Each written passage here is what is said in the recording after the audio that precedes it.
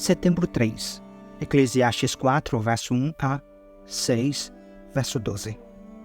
Observei ainda toda a opressão que ocorre debaixo do sol. Vi as lágrimas dos oprimidos e ninguém para consolá-los. Os opressores são poderosos e suas vítimas indefesas. Concluí, portanto, que os mortos são mais felizes que os vivos, mais felizes que todos. Porém, são os que ainda não nasceram, pois não viram o mal que se faz debaixo do sol. Então observei que todo o esforço e trabalho é motivado pela inveja que as pessoas sentem uma das outras. Isso também não faz sentido. É como correr atrás do vento. Os tolos cruzam os braços e se arruinam. E, no entanto, é melhor ter um punhado com tranquilidade que 2 punhados com trabalho árduo e correr atrás do vento. Observei outra coisa que não faz sentido debaixo do sol. É o caso do homem que vive completamente sozinho, sem filho nem irmão, mas que ainda assim se esforça para obter toda a riqueza que puder. A certa altura, porém, ele se pergunta: para quem trabalho? Por que deixo de aproveitar tantos prazeres?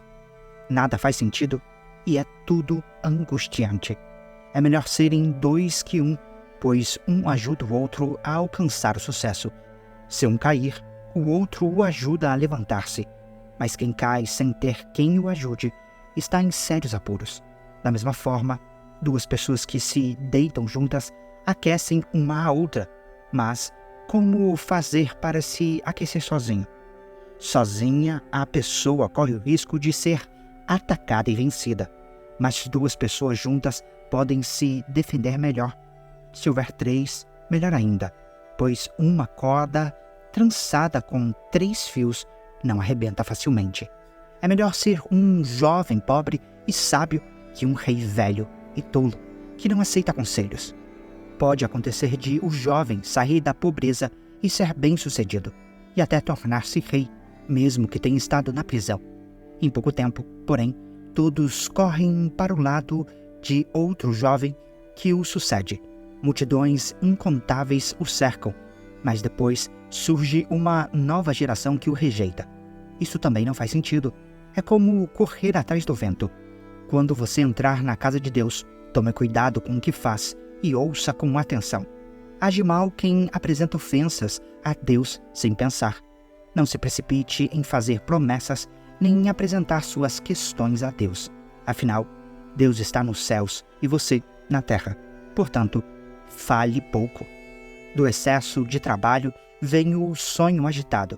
Do excesso de palavras vêm as promessas do tolo. Quando fizer uma promessa a Deus, não demore a cumpri-la, pois Ele não se agrada dos tolos. Cumpra todas as promessas que fizer. É melhor não dizer nada que fazer uma promessa e não cumprir. Não permita que sua boca o leve a pecar, e não se defenda dizendo ao mensageiro do templo que a promessa foi um engano. Isso deixaria Deus irado, e Ele poderia destruir tudo que você conquistou. Sonhar demais é inútil, assim como falar muito. Em vez disso, tema a Deus. Não se surpreenda se em toda a terra você vir os pobres sofrendo opressão pelos poderosos e a justiça e o direito sendo pervertidos. Cada oficial é subordinado a uma autoridade superior e a justiça se perde em meio à burocracia. Até mesmo o rei tira para si o máximo proveito da terra. Quem ama o dinheiro nunca terá o suficiente. Quem ama a riqueza nunca se satisfará com o que ganha. Não faz sentido viver desse modo. Quanto mais você tem, mais pessoas aparecem para ajudá-lo a gastar. Portanto, de que serve a riqueza, senão para vê-la escapar por entre os dedos? Quem trabalha com dedicação dorme bem. Quer coma pouco, quer muito. As muitas riquezas, porém, não deixam o rico dormir. Observei ainda outro grave problema debaixo do sol. O acúmulo de riquezas prejudica seu dono. Seu dinheiro é colocado em investimentos arriscados e eles dão errado, perde-se tudo. No final, não sobra nada para deixar aos filhos. Todos nós chegamos ao fim da vida nus e de mãos vazias, como no dia em que nascemos. Não levamos conosco o fruto de nosso trabalho.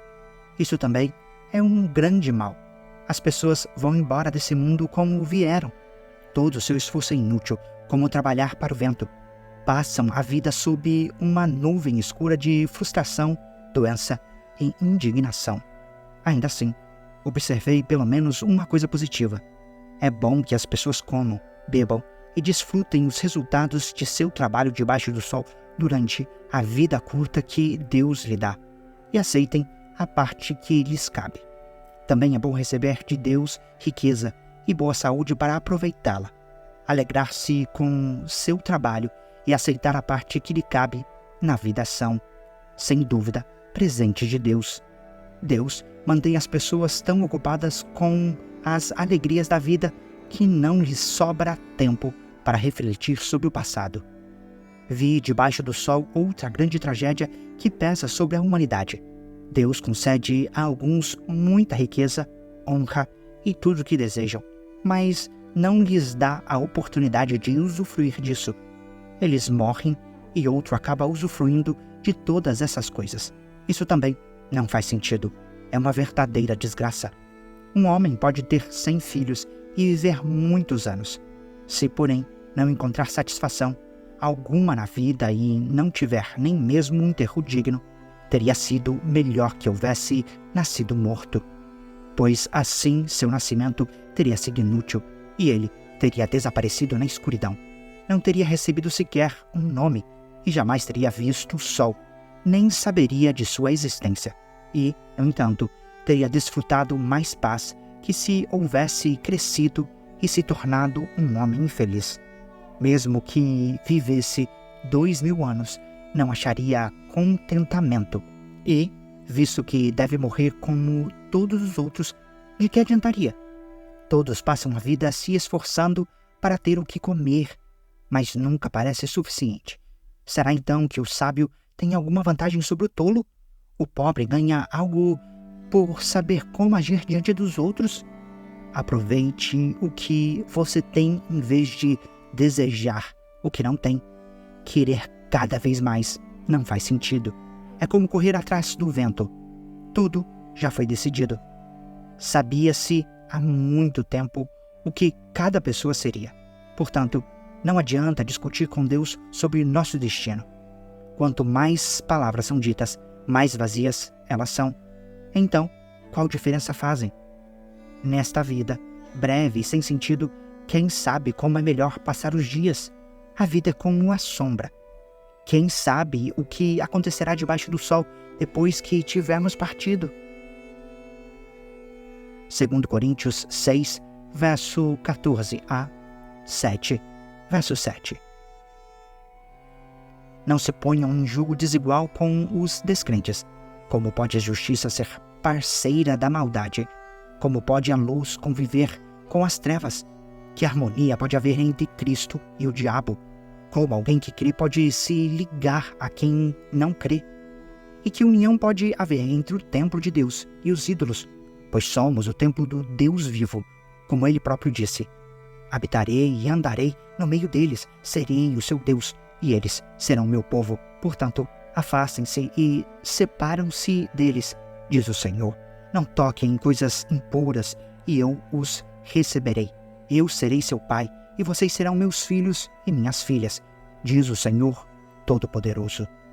Amados, visto que temos essas promessas, purifiquemo-nos de tudo que contamina o corpo ou o espírito, tornando-nos cada vez mais santos, porque tememos a Deus. Peço-lhes que abram o coração para nós. Não prejudicamos ninguém, nem desencaminhamos ninguém, nem nos aproveitamos de ninguém. Não diga isso para condená-los. Já lhes disse que vocês estão em nosso coração. Estamos juntos, seja para morrer, seja para viver. Tenho muita confiança em vocês, e de vocês tenho muito orgulho.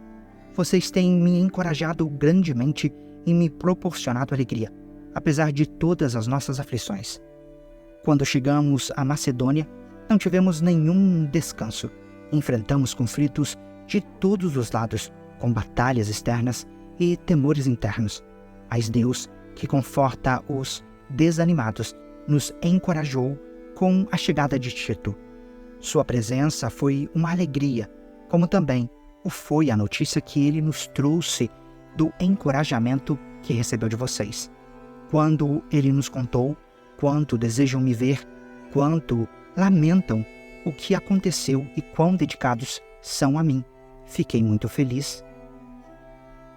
Salmos 47, versos 1 a 9. Ao regente do coral, Salmo dos descendentes de Corá. Batam palmas, todos os povos, celebrem a Deus em alta voz, pois o Senhor Altíssimo é temível, é o grande Rei de toda a terra. Ele derrota os povos diante de nós e põe as nações sob nossos pés.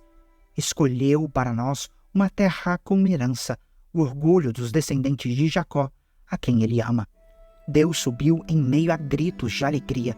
O Senhor se elevou ao forte som de trombetas.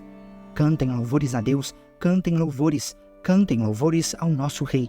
Cantem louvores, pois Deus é o Rei de toda a terra. Louvem-no com um salmo.